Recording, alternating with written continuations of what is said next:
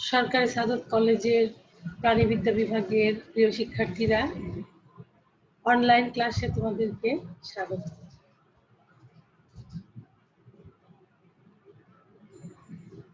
আজ আমি প্রাণীবিদ্যা বিভাগের চতুর্থ বর্ষ, অনার্স চতুর্থ বর্ষ এবং মাস্টার্স প্রিলিমিনারি শিক্ষার্থীদের জন্য পরজীবী বিদ্যা বিষয় থেকে অধ্যায় 2 পরজীবী অভিযোজন এই বিষয়ে তোমাদের সাথে আলোচনা করব। আলোচনাটি হবে গত ক্লাসের ধারাবাহিকতায়।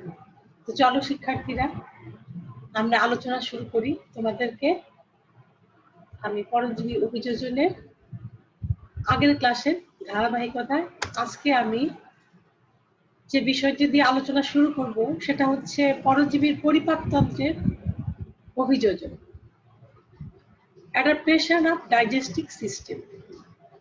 আসলে পরজীবী, বিশেষ করে অন্তঃপরজীবী যারা পোষকের দেহের ভিতরে বাস করে, তাদের পরিপাকতন্ত্রে নানা ধরনের পরিবর্তন আসে। তো সেই পরিবর্তনের কিছু বিষয়গুলো আজকে আমি তোমাদের সামনে তুলে ধরছি।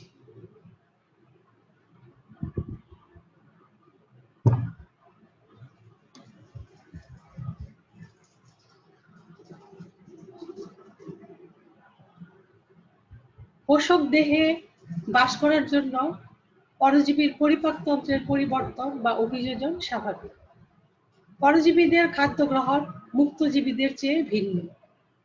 মুক্তজীবী থেকে পরজীবী অবস্থায় পৌঁছানোর জন্য এদের দেহে বিশেষ করে পরিপাকতন্ত্রের অভিযোজন ঘটে। যেমন যেসব পরজীবী অবিরত রক্ত খায় এবং 2 খাবারের মাঝখানে বিরতি বেশি, তাদের খাদ্যনালীর কোনো অংশ আকারে বড় হয়ে যায়। খাদ্যনালী প্রসারিত হওয়ার কারণে তাদের দেহের আকৃতিতেও বিকৃতি আসে। যেমন মশা, ছাড় পোকা, সিসি মাছি। আমরা তো মশা, ছাড় পোকা সবাই দেখেছি। আমরা দেখি যে অনেক সময় মশা যদি আমাদের গায়ে বসে, অনেক রক্ত খায়, বা ছাড় পোকাও যদি অনেক রক্ত খায়, তাদের দেহটা কিন্তু আকারে অনেক বড় দেখা যায়, তাই না? তাদের পরিপাকতন্ত্রটা অনেক প্রসারিত হওয়ার কারণে এটা হয়। অনেক সময় পরজীবী খাদ্য নালীর কোনো অংশ বন্ধ করে দেয়, বন্ধ করে দিয়ে একটা বদ্ধ গলির মতো সৃষ্টি করে, ফলে তাদের খাদ্য নালীর আকৃতিও বেড়ে যায়। যেমন যোগও কিন্তু যদি অনেক রক্ত খায়, তাদের খাদ্য নালী অনেক বড় হয়ে যায় এবং সেই জন্য যোগটাও আকৃতিতে বড় হয়ে যায়। কিছু পরজীবী আছে যারা অভিস্রবণ পদ্ধতিতে খাদ্য গ্রহণ করে, এই জন্য এদের খাদ্য নালী ছোট হয়ে যায় বা হ্রাস পায়। যেমন সিস্টোডা ও একান্তোসেফালা জাতীয় প্রাণীরা এই পদ্ধতিতে খাদ্য গ্রহণ করে। অনেক সময় পরজীবীর খাদ্যনালী হ্রাস বা ছোট হওয়ার সাথে সাথে তাদের দেহের আয়তন আবার বেড়ে যায়, ফলে যেহেতু তারা, এটা বিশেষ করে অন্তঃপরজীবীদের ক্ষেত্রে ঘটে, যেহেতু তাদের দেহের আকৃতি বেড়ে যায় এবং এই জন্য তারা দেহের মাধ্যমে, সারা দেহের মাধ্যমে তাদের পরজীবী পোষক দেহ থেকে খাদ্য শোষণ করে। তার মানে দেহের আকৃতি বড় হওয়া মানে শোষণের পরিধি বৃদ্ধি পাওয়া।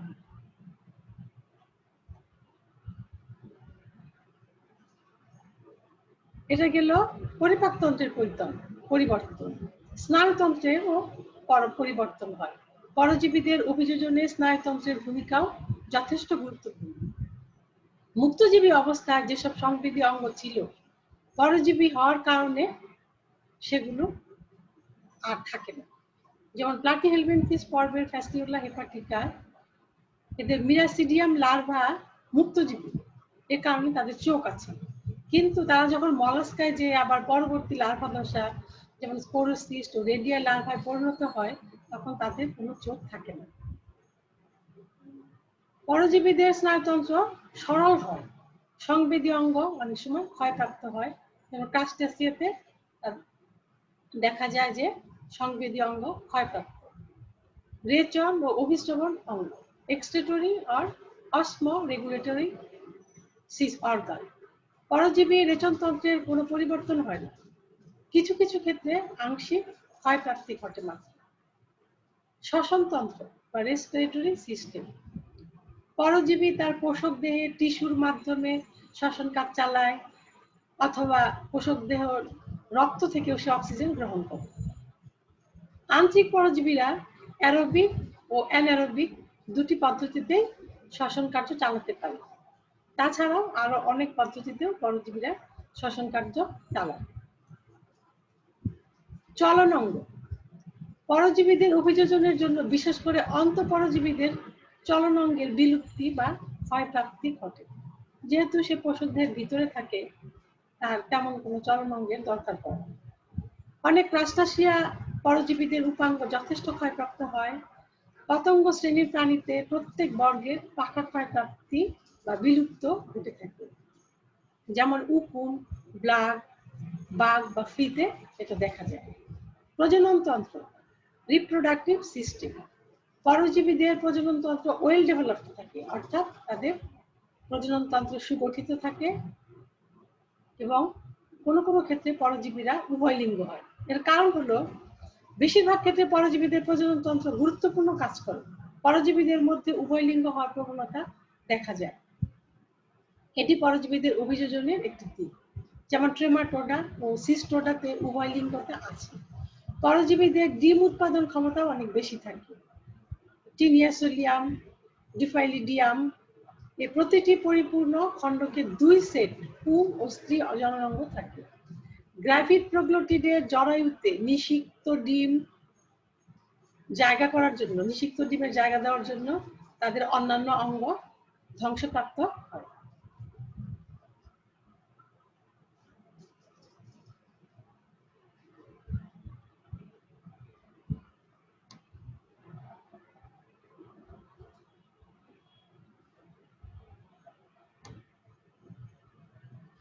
শারীরবৃত্তীয় অভিযোজন, ফিজিওলজিক্যাল অ্যাডাপ্টেশন।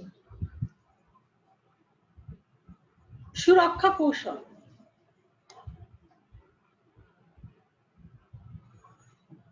পরজীবীরা পোষকের পাচক রসের ক্ষতিকর প্রভাব থেকে নিজেকে রক্ষা করে থাকে, যেমন চ্যাপ্টা কৃমি। অন্তঃপ্রাচীর উত্তেজিত হয়ে মিউকাস নিঃসরণ করে, যা পরজীবীর চারিদিকে একটি রক্ষাকারী আবরণ তৈরি করে। পরজীবীদের উৎসেচক, যে পোষক দেহে তারা বাস করে সেই দেহে থেকে যে উৎসেচক নিঃসরণ হয় হজমের জন্য, সেটাকে প্রতিরোধ করার জন্য তাদেরও এক ধরনের উৎসেচক প্রতিরোধী নিঃসরণ ঘটে থাকে। রক্ত পরজীবীদের ক্ষেত্রে তাদের নিজস্ব কৌশলের মাধ্যমে পোষক দেহের রক্তে বিদ্যমান অ্যান্টিবডি ও ফ্যাগোসাইটের প্রভাব মোকাবেলা করে।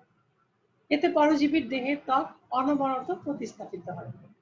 আসলে অন্তঃপরজীবীদের ক্ষেত্রে, বিশেষ করে যারা রক্ত পরজীবী, তাদের দেহের ত্বক কিন্তু অনবরত বদলায়।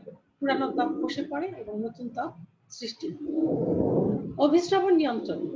পরজীবী ও পোষকের অভিস্রবণ চাপ সমান হয়, অভিস্রবণ নিয়ন্ত্রণের প্রয়োজন পড়ে। শ্বসন। পরজীবীদের, বিশেষ করে অন্তঃপরজীবীদের অবাধ শ্বসন হয়। অন্তঃকোষীয় পরিপাক। পোষক দেহের প্রস্তুতকৃত খাদ্যই কিন্তু পরজীবী গ্রহণ করে, কাজে তার হজম হওয়ার জন্য আলাদা কোনো পরিপাক গ্রন্থির দরকার পড়ে না।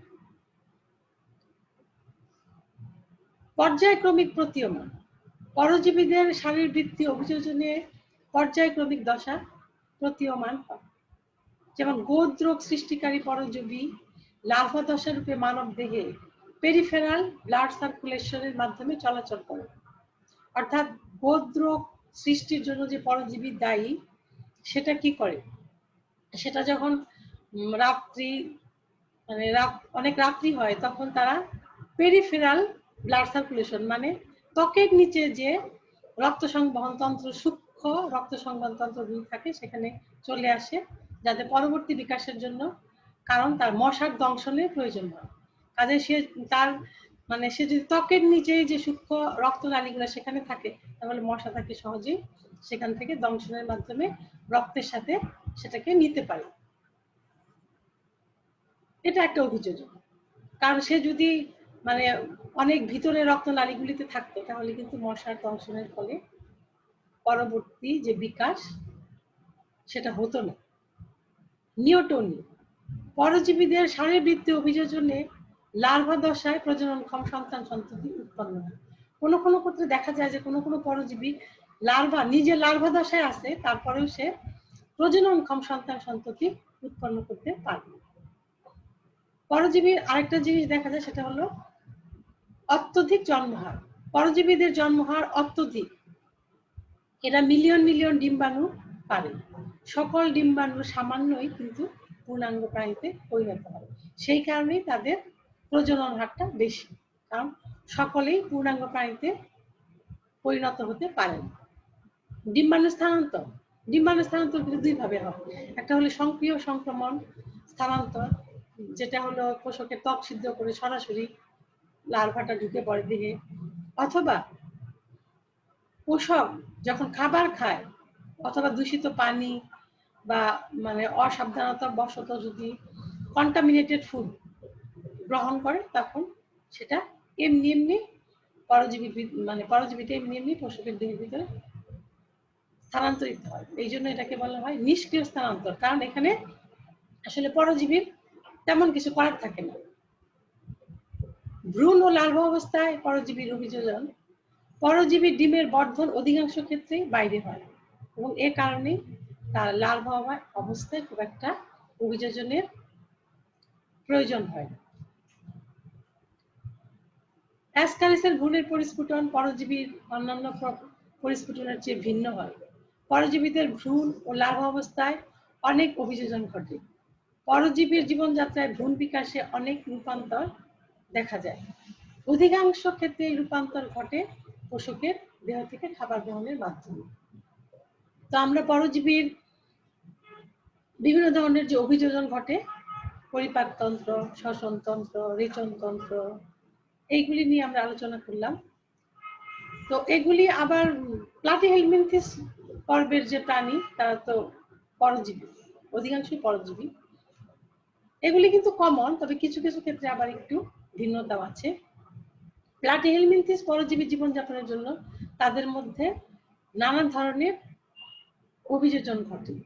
এতে কিছু বৈশিষ্ট্যের বিলুপ্তি হয়, আবার কিছু নতুন বৈশিষ্ট্যের উদ্ভব ঘটে। আসলে পরজীবী পোষকদের বাস করার জন্য তাদের কিছু অঙ্গের বিলুপ্তি ঘটে, আবার প্রয়োজন অনুযায়ী আবার নতুন কিছু অঙ্গের সৃষ্টিও হয়। তো অভিযোজন দুই ভাবে হয়, একটা হলো অঙ্গ সংস্থানিক অভিযোজন এবং আরেকটা হলো শারীরবৃত্তীয় অভিযোজন। অঙ্গ সংস্থানিক অভিযোজন, চলনাঙ্গের বিলুপ্তি।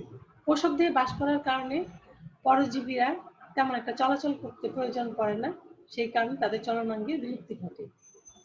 পৌষ্টিকতন্ত্রের অনুপস্থিতি, পরজীবীরা যেহেতু পোষক দেহ থেকে সরাসরি খাদ্য গ্রহণ করে, সেই জন্য তাদের পরিপাকতন্ত্রের তেমন একটা দরকার নেই। সংবেদী অঙ্গের বিলুপ্তি, ডিজেনারেশন অফ সেন্সরি অর্গান। পরজীবীরা নিরাপদ পরিবেশে থাকে বলে তাদের জটিল স্নায়ুতন্ত্রের প্রয়োজন হয় না, এদের স্নায়ুতন্ত্র সংক্ষিপ্ত ও সংবেদী অঙ্গ অনুপস্থিত। নতুন অঙ্গের উৎপত্তি, অ্যাটেনমেন্ট অফ নিউ অর্গান। পরজীবীদের নতুন পরিবেশে অভিযোজনের জন্য পুরাতন অঙ্গের যেমন বিলুপ্তি ঘটে, তেমনি আবার নতুন অঙ্গেরও আবির্ভাব ঘটে। খাদ্য গ্রহণ, আত্মরক্ষা, আঁকড়ে ধরা, প্রজনন প্রভৃতি কারণে তাদের এসব অঙ্গের উৎপত্তি হয়। কিউটিকল, প্লাটিহেলমিনথিস পর্বের প্রাণীদের কিউটিকল বিভিন্ন ধরনের শারীরবৃত্তীয় কাজ করার জন্য নানাভাবে রূপান্তরিত হয়। এস্তর অকোষী ও পরিপাক রস থেকে রক্ষা, তরল খাদ্য চলাচল, পোষক দেহে সংযুক্তি প্রভৃতি কাজে নিয়োজিত। কিউটিকল আংশিক বা সম্পূর্ণ পাতলা আবরণে পরিণত হয়ে পরিবেশ থেকে প্রচুর পুষ্টি সংগ্রহ করতে পারে। ট্রেমাটোডাতে দেহত্বকে কাটা থাকে, যা দেহকে আঘাত থেকে রক্ষা করে। মাংসপেশি, ফিতাকৃমির ক্ষেত্রে দেখা যায় এদের পেশি অনেক সুগঠিত, তারা পোষকের পুষ্টি দ্রব্য শোষণে সাহায্য করতে পারে। আসঞ্জন অঙ্গ বা অ্যাটাচমেন্ট অর্গান, পরজীবী প্রাণী দেহে পোষকের সঙ্গে নিজেকে লেগে থাকার জন্য, আঁকড়ে ধরে থাকার জন্য তাদের কিছু অঙ্গের উৎপত্তি হয়, যেমন চোষক বা অ্যাসিটেবুলাম, কাটা, আবার নিঃস্রাবী গ্রন্থি, কিছু গ্রন্থির রসও পোষককে পরজীবীর সাথে আটকে থাকতে সহযোগিতা করে। পরজীবী অভিযোজনের আরেকটি দিক হলো অন্তঃকোষীয় পরিপাক। পরজীবী প্রাণীদের সকলেই পোষক দেহ থেকে প্রস্তুতকৃত সরল ও তরল খাদ্য গ্রহণ করে। এজন্য এদের দেহে কোনো পরিপাক গ্রন্থি থাকে না। এ খাদ্য ব্যাপন প্রক্রিয়ায় তাদের শরীরে তারা অ্যাবজর্ব করে নেয়। শ্বসন, পূর্ণাঙ্গ কৃমি অবাধ শ্বসন নিঃসন্দেহে পরজীবীর এক উল্লেখযোগ্য অভিযোজন। কারণ অন্তঃপরজীবীদের চতুর্দিকের যে পরিবেশে কোনো মুক্ত অক্সিজেন থাকে না, ফলে তারা বাধ্য হয়ে অবাধ শ্বসন করে। অভিস্রবণ নিয়ন্ত্রণ, আসলে অন্তঃপরজীবীদের ক্ষেত্রে পোষক এবং পরজীবীর অসমোটিক বা অভিস্রবণ চাপ এক থাকে, এই জন্য তাদের অসমোরেগুলেশনের কোনো প্রয়োজন হয় না। প্রতিরোধ কৌশল, হেলমিনদের অভিযোজনে নানান রকম প্রতিরোধ আছে। এই প্লাটিহেলমিনথেসের কথাই বলা হচ্ছে, যেমন উৎসেচক বিরোধী কৌশল। পরজীবীদের দেহ থেকে এক ধরনের এনজাইম নিঃসৃত হয়, যেটা গ্যাস্ট্রিক রস, যেটা নাকি গ্যাস্ট্রিক রসের হাত থেকে মানে রক্ষা করে। এই উৎসেচক বিরোধী কৌশল যদি না থাকতো, তাহলে পোষকের যে পরিপাক রস, সেই পরিপাক রস পরজীবীকে হজম করে ফেলত। দেহত্বক গঠন, পরজীবীদের দেহে ক্রমাগত দেহত্বক তৈরি হতে থাকে। এই ত্বক পরজীবীদের প্রতিরোধী অঙ্গ হিসেবে কাজ করে। আরেকটা হলো শ্লেষা নিঃসরণ বা মিউকাস সিক্রেশন। পরজীবীদের ক্রমাগত পোষকের অন্তঃপ্রাচীরের সাথে আঘাত লাগে, ফলে এদের প্রাচীর থেকে এক ধরনের তরল পিচ্ছিল আঠালো পদার্থ নিঃসৃত হয়, যা পরজীবীদের দেহের চারপাশে প্রতিরোধ আবরণ গড়ে তোলে। আসলে প্লাটিহেলমিনথেস পর্বের প্রাণীদের দেহটা কেমন? নরম, ত্রিস্তর বিশিষ্ট, পৃষ্ঠ অঙ্কীয় দিকে চ্যাপ্টা, পৌষ্টিকতন্ত্র অসম্পূর্ণ, শিখাকোষ দ্বারা তারা রিচনকাজ সম্পন্ন করে। এদের জীবনচক্র বেশ জটিল। তো শিক্ষার্থীরা, আজকে আমি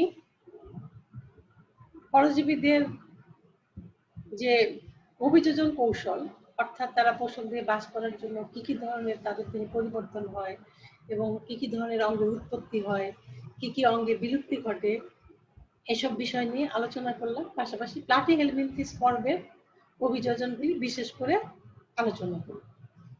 তো আশা করি তোমরা এটা ভালোভাবে ক্লাসটা ফলো করবে এবং নিজেরা আত্মস্থ করার চেষ্টা করবে। আরেকটা কথা, এখন যেহেতু করোনা কাল, তো আশা করি তোমরা করোনার সময় ঘরেই আছো এবং নিরাপদে আছো। আর যদি বাইরে বের হতে হয়, তাহলে অবশ্যই মাস্ক পরবে, নিজেরা সচেতন থাকবে এবং পরিবার এবং আশেপাশে যারা আছে তাদেরকে সচেতন করবে। তোমরা ভালো থাকো, সুস্থ থাকো। তোমাদের সবাইকে অনেক ধন্যবাদ।